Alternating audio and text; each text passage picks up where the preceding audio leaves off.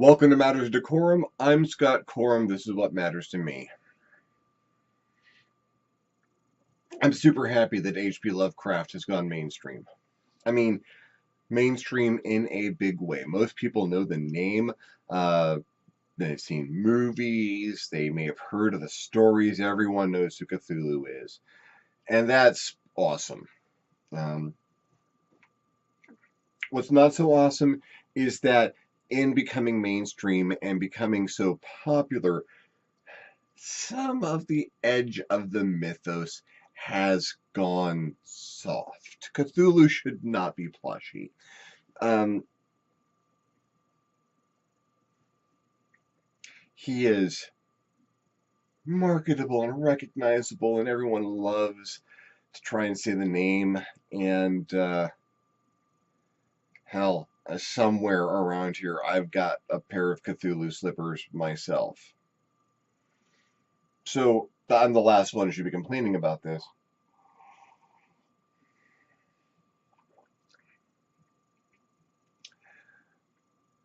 Cthulhu catches the imagination. He's the role playing game, Call of Cthulhu, the story that most people hear about first, Call of Cthulhu, and hell, there was a real Ghostbusters episode, The Collect Call of Cthulhu. One of my favorites, absolutely amazing, handled the Lovecraftian material really well and with a proper amount of respect, I thought. Um, but as Dungeons and Dragons and adventuring and role playing games get more into the current zeitgeist and into the popular opinion and public eye, the concept of fighting things like Cthulhu gets brought up, and people just don't get it. Yeah, Cthulhu was incorrectly and illicitly included in early editions of Dungeons and Dragons. First edition deities and demigods. Oh gosh, I wish I hadn't gotten rid of my copy.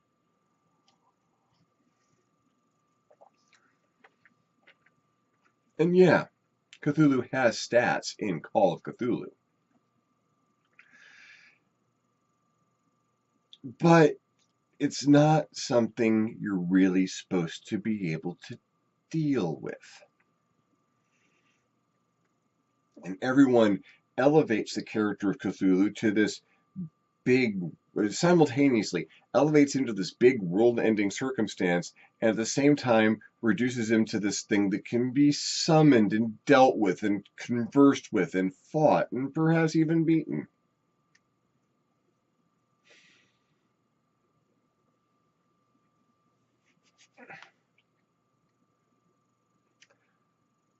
And here's a couple things about Cthulhu. One, if you think you've got a grip on Cthulhu, you've got it wrong. Cthulhu is not meant to be understood any more than it's meant to be pronounced. Uh, exactly what he is, what his powers are, and what he's capable of doing, that's all kind of vague in the original source material. And he's not meant to be confronted directly. In the original story, he is only defeated because he was materializing fully and not entirely corporeal, and was in one of his more vulnerable states when someone drove a boat through his head. That'll mess up your day really fast.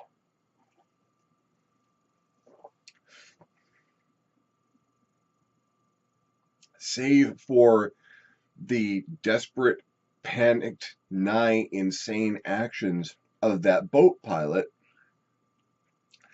that was going to be the end of the world.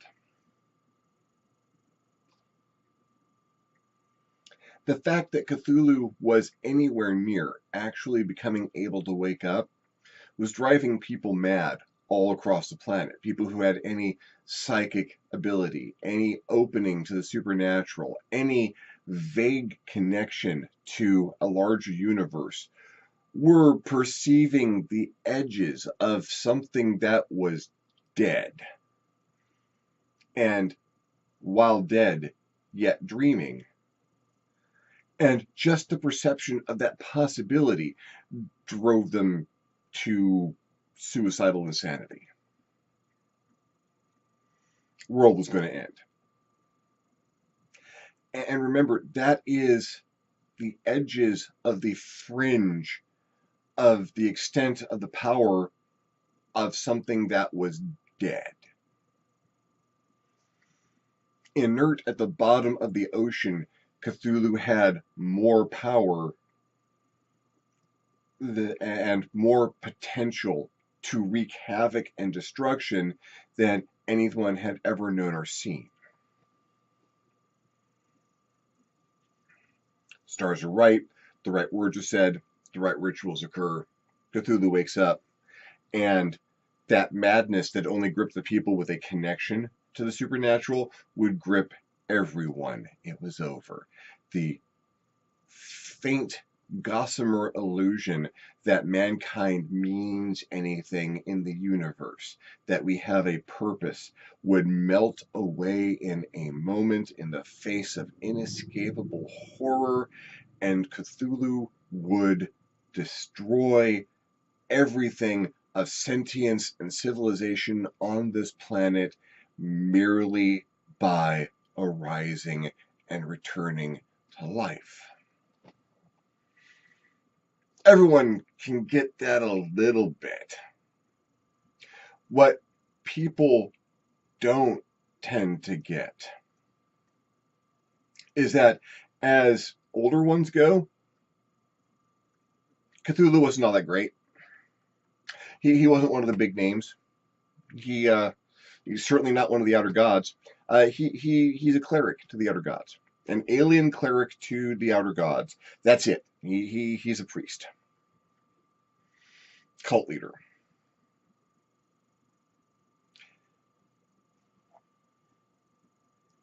He was the opening step to a larger and much more horrific reality.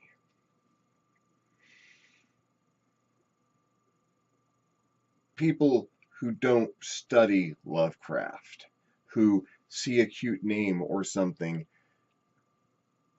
they don't get the scope. Everyone's got that, yeah, my player character gave Cthulhu the finger and then we blew him up story. And to which I can only say, you are so not playing that right. Call of Cthulhu isn't a role-playing game where you win. Call of Cthulhu isn't a role-playing game where you break even. Call of Cthulhu is a role-playing game where you try to go insane slower than everyone else.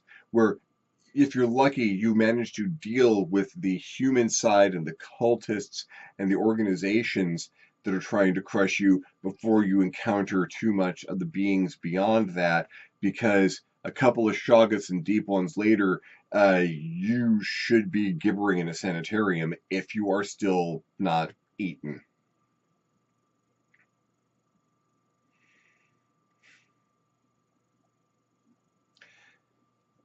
Cthulhu's not my favorite Mythos creature, obviously. I mean, I can talk about he used to be because he was accessible. He was the first one you meet.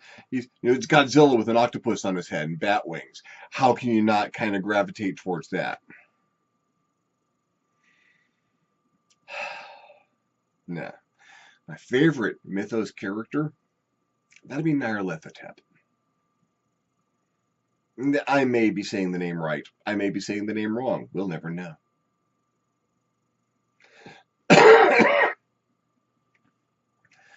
Nyarlathotep, the soul and messenger of the outer gods, simultaneously the most approachable of the Lovecraftian pantheon and the least.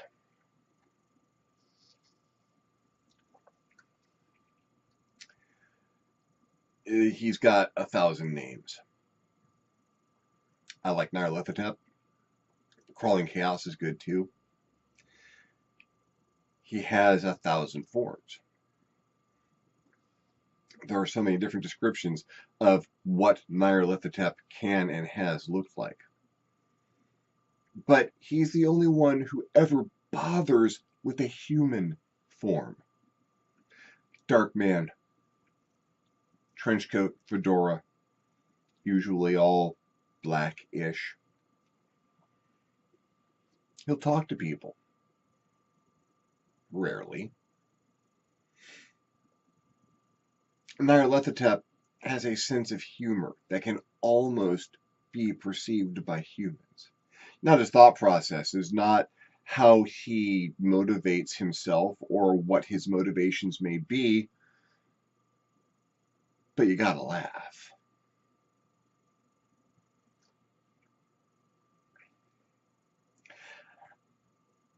Possibly, at one point in time, a human, a pharaoh, who learned so much about the mythos that he was able to undergo a sort of apotheosis and become something to these beings. One of the reasons I like him is because he is, at the same time, the doom and decimation of whole civilizations, and as yet, a little glimmer of hope that there is something of humanity with the potential to matter.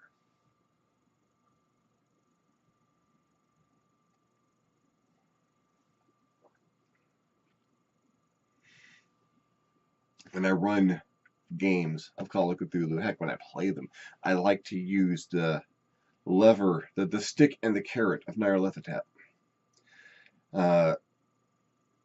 He can be a patron. You are doing something horribly wrong if Nyarlathotep is your patron, but if everything else has failed, it's Call of Cthulhu. The hell have you got to lose? You're going to go insane. There is no heaven. There is no hell. There is only the vast emptiness of existence in which you don't matter and never will, and an eternity of pain as things consume your partially immortal soul. If that. Sure. Yeah. Pick a camp and stick to it. These Nyarlathotep is going to be funny. On some level. He makes a great adversary. His cultists are bug nuts, more so than some of the other ones.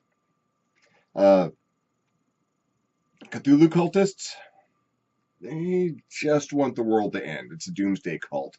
It's a weird fish-based doomsday cult. If you're worshiping Dagon or Hydra, you're worshiping Cthulhu because he is the parent of both of them. If you're following the deep ones, you're following Dagon and Hydra, then you're following Cthulhu. Fishy Doomsday. That's a great name for a cartoon character. I'm going to have to write that one down. Fishy Doomsday.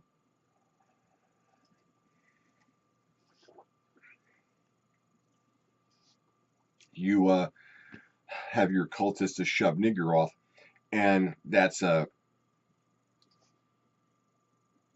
witchy, nature, foresty, almost recognizable religion. It's got all the trappings that you're used to seeing, the folks naked in the woods and the celebrations of life and the crossing from life to death. And the goat with 1,000 young is a nature figure. So those cultists are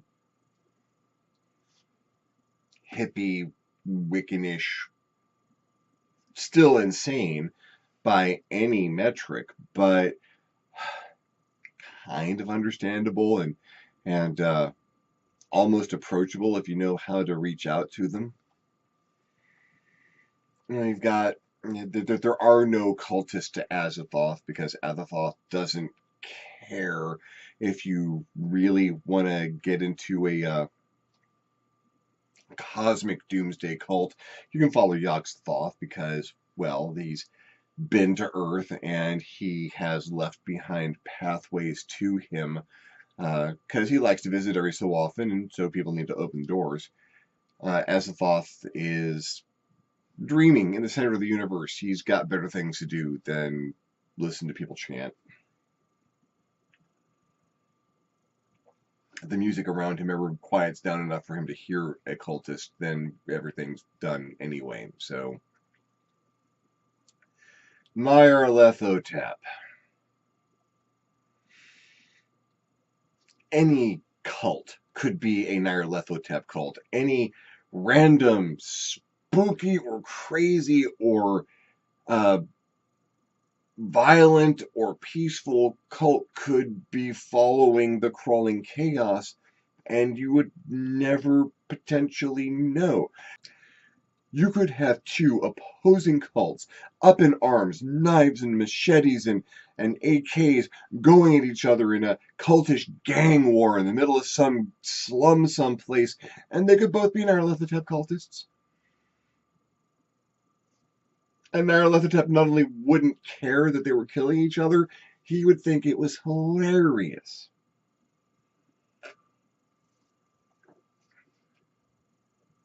It'd be amazing to have a game where the characters are stuck in a war between two cults and trying to work it out, and one, discover that both of the cults are worshiping the same god, and two, the god knows and thinks it's funny.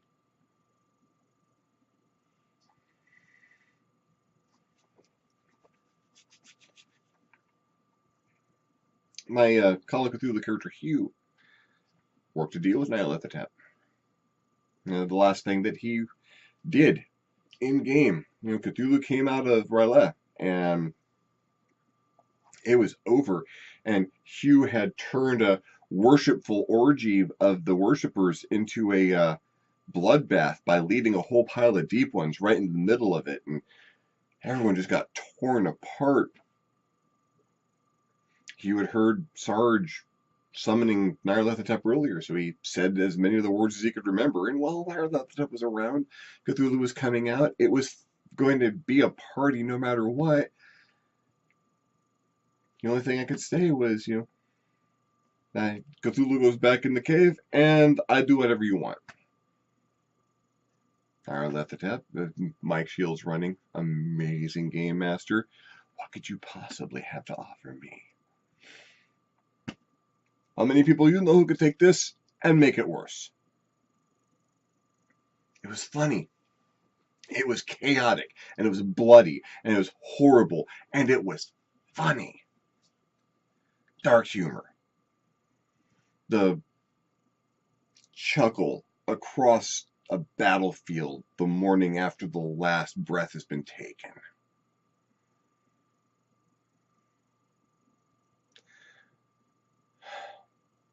That is a figure who deserves a little bit more attention and respect.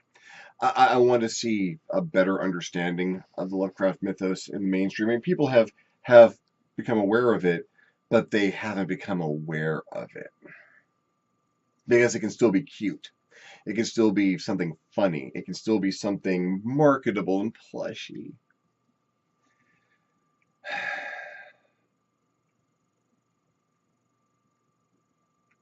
There are no bus tours of Innsmouth. You know, I've got a thing on my bucket list.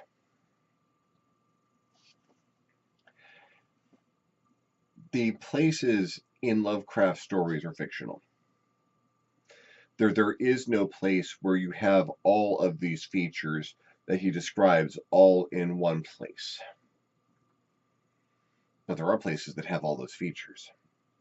There's a walking tour you can take of New England that is the area that Lovecraft himself walked in, walked through, experienced. It's where he drew his inspirations. You can walk in the footsteps of H.P. Lovecraft and see what he saw. Maybe not the way that he saw it. I want to take that walking trip. I'd have to be in better shape, or I'd have to be in an assistive device to do it. But I want to see those things. And then, during the day, you go on the walks, you have a nice meal, never any seafood. And at night, I want to sit in a nice big stone room with the other people I'm on that trip with. And by firelight, I want to read Lovecraft. Some of his stories, some of his letters. I want to open up the little containers of his mind that he left us.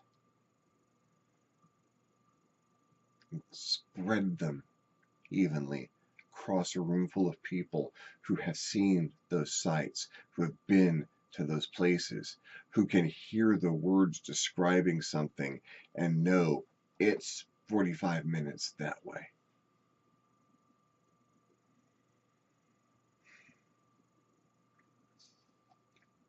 And then I want to wrap the whole trip up with a nice 6-hour session of Call of Cthulhu that no one is walking out of alive or sane.